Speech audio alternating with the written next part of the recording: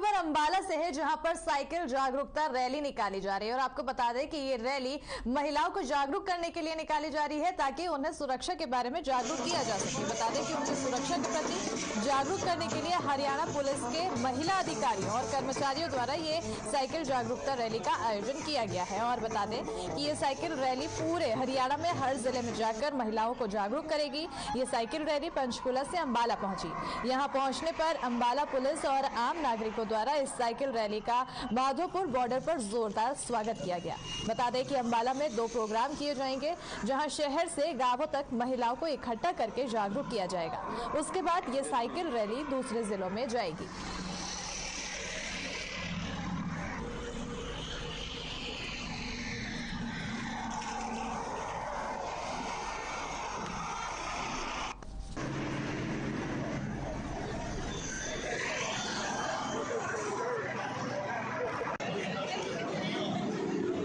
ये जो साइकिल हमने एक्सपेडिशन शुरू किया है, हमारे माननीय श्री टी.के. अग्रवाल जी डीजीपी हरियाणा, उनकी जो है लीडिंग में हमने शुरू किया है।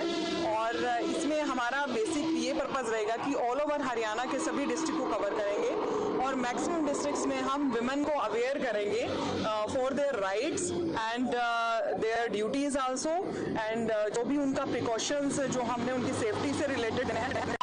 ये एक जागृति के उससे जो है साइकिल रैली निकाली जा रही है। ममता सौदा जी इसको लेके आए हैं, तो ये सारे जो डिस्ट्रिक्ट्स हैं उनमें जाएंगे। तो सबसे पहले यहीं आए हैं अंबाला में। तो बेसिकली ये एक अवेयरनेस रैली है, अवेयरनेस फॉर विमेन। तो हमने यहाँ 2 प्रोग्राम रखे हैं। एक तो हमारा सिटी एरिया में है, एक हमारा रूरल एरिया में है, जहाँ पे महिलाओं को इकट्ठा करके हमारे द्वारा तथा इनकी टीम के द्वारा जागरूक किया जाएगा।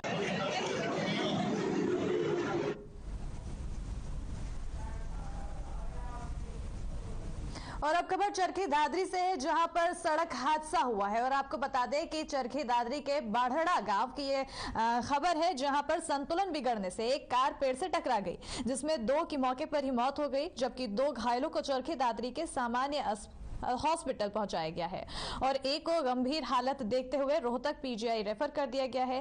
कार में 4 लोग सवार थे, जो कि एक कार्यक्रम में धनाश्री जा रहे थे। इस बीच उनकी गाड़ी का संतुलन खो गया।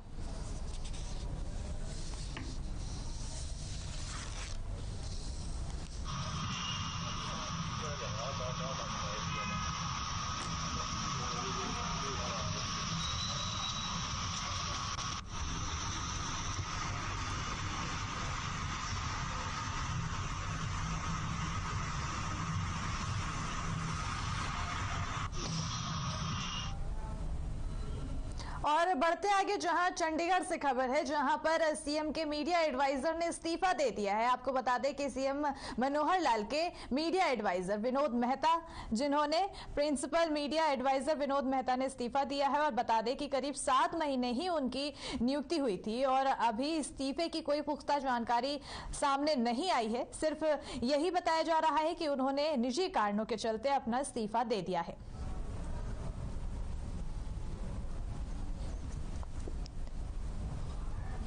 तो बता दें कि चंडीगढ़ से खबर है, जहां पर सीएम मनोहर लाल के प्रिंसिपल मीडिया एडवाइजर रह चुके विनोद मेहता ने अपना इस्तीफा दे दिया है। बता दें कि उन्होंने करीब 7 महीने पहले ही उनकी नियुक्ति हुई थी, लेकिन अभी इस इस्तीफे के लेकर कोई पुख्ता जानकारी सामने नहीं आई है।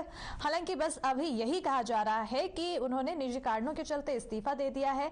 अब वो क्या कारण है, अभी इसका खुलासा नहीं हुआ है, लेकिन फिलहाल में जानकारी जो आई है सामने, उसमें यही बताया जा रहा है कि सीएम मनोहर लाल के प्रिंसिपल मीडिया एडवाइजर, जो कि विनोद मेहता है, उन्होंने अपना इस्तीफा दे दिया है।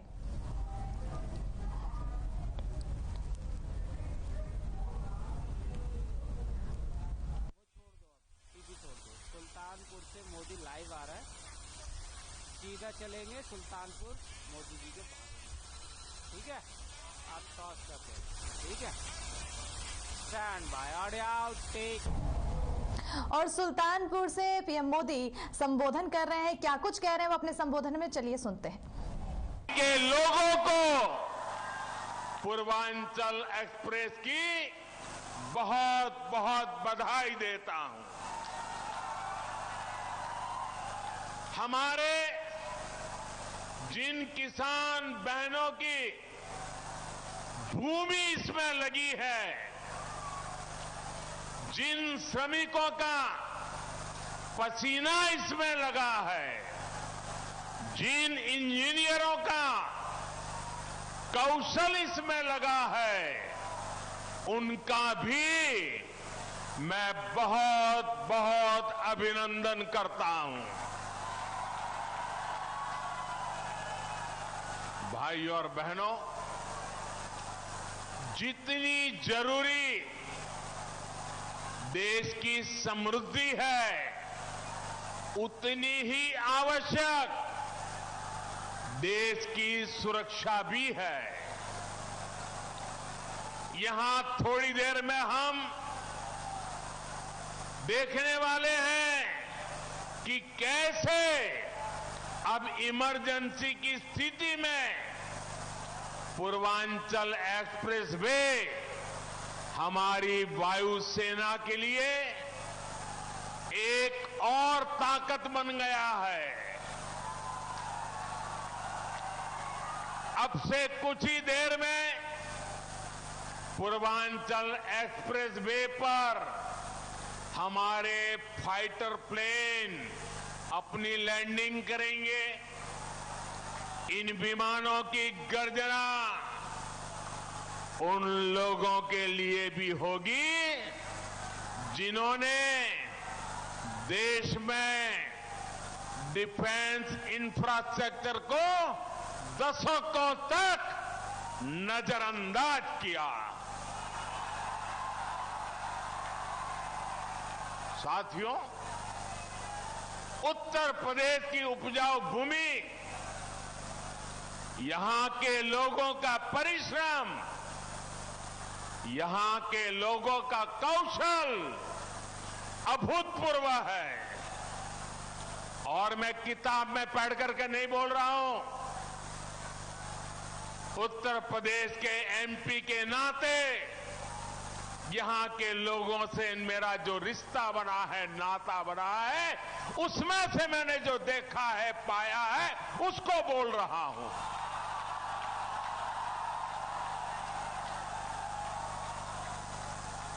यहां के इतने बड़े क्षेत्र को गंगा जी और अन्य नदियों का आशीर्वाद मिला हुआ है। लेकिन यहां 7-8 साल पहले जो स्थिति थी, उसे देखकर मुझे हैरानी होती थी कि आखिर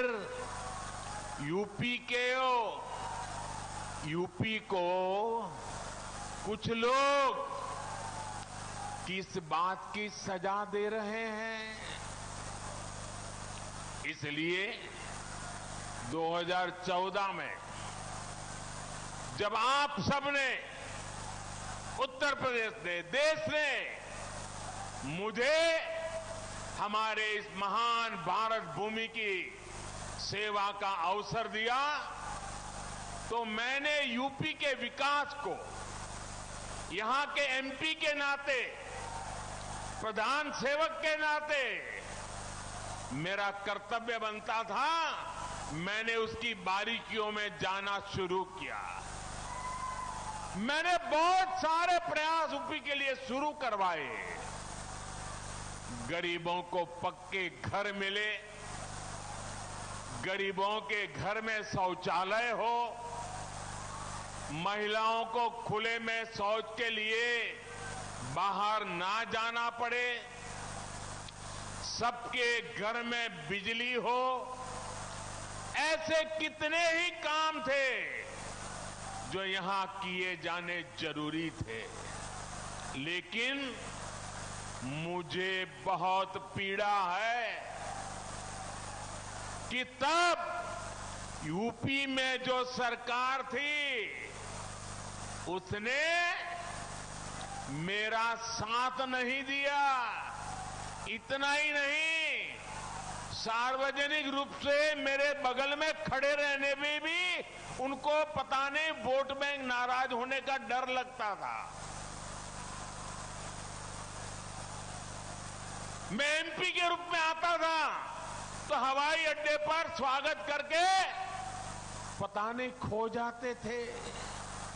उनको इतनी शर्म आती थी क्योंकि काम का हिसाब देने के लिए उनके पास खुद था ही नहीं। मुझे मालूम था कि जिस तरह तब की सरकार ने, योगी जी के आने से पहले वाली सरकार ने यूपी के लोगों के साथ नाइंसाफी की, जिस तरह उन सरकारों ने विकास में भेदभाव किया, जिस तरह सिर्फ अपने परिवार का हित साधा, यूपी के लोग ऐसा करने वालों को हमेशा के लिए यूपी के विकास के रास्ते से हटा देंगे।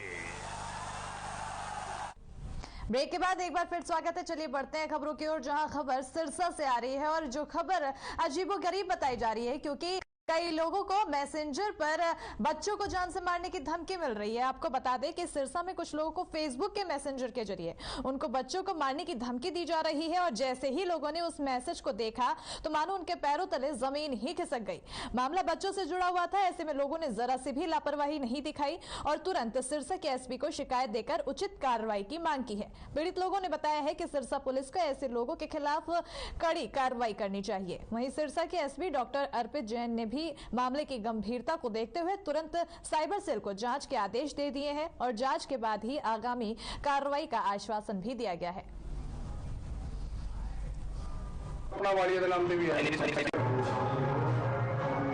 बिल्कुल, कल मैंने जिस तरह से बताया कि मैं अपने किसी फ्रेंड के यहाँ थी, उसी वक्त फेसबुक पे ये मैसेज आया तो मैंने मैसेज आईडी एक्सेप्ट करने से पहले मैंने देखा कि मेरे कॉमन फ्रेंड है कि नहीं, तो बहुत सारे कॉमन फ्रेंड थे इसमें मेरे। देन मैंने आईडी एक्सेप्ट कर ली। 10 मिनट के बाद जब मैं अपना फोन दोबारा फिर से यूज करती हूँ, देन मैं देखती हूँ इतना शॉकिंग भरा मैसेज मेरे पैरों के नीचे उनसे जमीन निकल गई। मैं बहुत ही इमोशनल हो गई कि इस तरह का मैसेज, देन कि ये खाली मैसेज मेरे पास ही नहीं औरों लोगों के भी पास था ये मैसेज। मुझे मैसेंजर पे सुबह मैसेज आया, रीना भाटिया नाम की आईडी है, उसने लिखा कि your children have been killed. तो मैंने उसके बाद पूछा कौन है आप, उसका कोई रिप्लाई नहीं आया। उसके बाद मैंने उसको ब्लॉक कर दिया। मैंने कहा कुछ और मेरी आईडी से वो ले कोई जानकारी मेरे बच्चों की है मेरी, इसलिए मैंने उसे ब्लॉक कर दिया। तो पहले भी कोई इस तरह का मैसेज आया? नहीं, पहले नहीं आया जी, पहली बार ही आया। इसमें हमारी साइबर टीम लगी हुई है और हमने फेसबुक से डिटेल्स इसमें मांग रखे हैं। फेसबुक मैसेंजर पे लोगों के पास ये मैसेज आया है, तो उसमें जैसे ही हमारे पास इसकी इन्फॉर्मेशन आती है तो जो भी व्यक्ति ऐसा कर रहा है उस पर हम लोग कार्रवाई करेंगे। और आप सबसे मेरा बस यही आग्रह है कि कोई भी अननोन लिंक पर या अननोन नंबर पर आप क्लिक ना करें, किसी को कॉल ना करें। और दूसरा, एक प्राइवेसी मोड है फेसबुक का, उसमें जाके आपको कोई भी मैसेज नहीं कर सकता है। इसमें हमारी साइबर टीम लगी हुई है और हम फेसबुक से डिटेल्स इसमें मांग रखे हैं। फेसबुक मैसेंजर पे लोगों के पास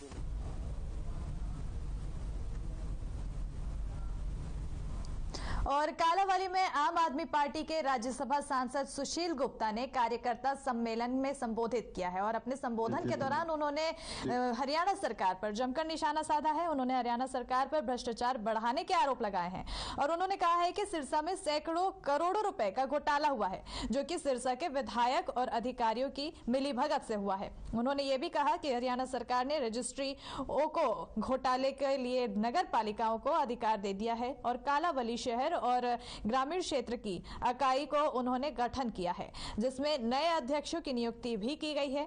आने वाले निकाय में और पंचायत के चुनावों में आम आदमी पार्टी हर प्रकार से चुनाव लड़ेगी और जीतने का काम भी करेगी, क्योंकि अब हरियाणा की जनता समझ चुकी है कि बीजेपी सरकार में भ्रष्टाचार को बढ़ावा मिला है।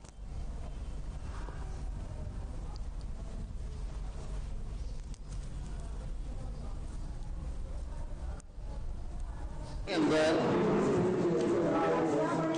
आम आदमी पार्टी निगम के 167 करोड़ रुपए के घोटाले का पर्दाफाश करने के लिए पिछले 4 दिन से धरने पर बैठी है।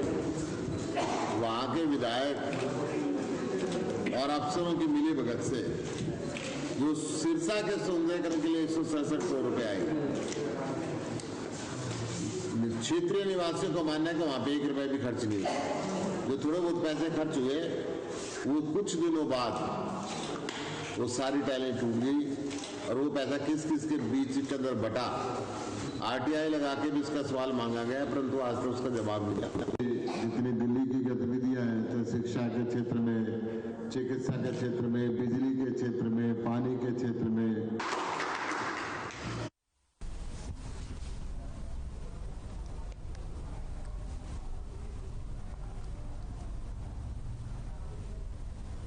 और इसी के साथ खबरों में फिलहाल इतना ही। देखते रहिए हर खबर हरियाणा। मुझे दीजिए इजाजत, नमस्कार।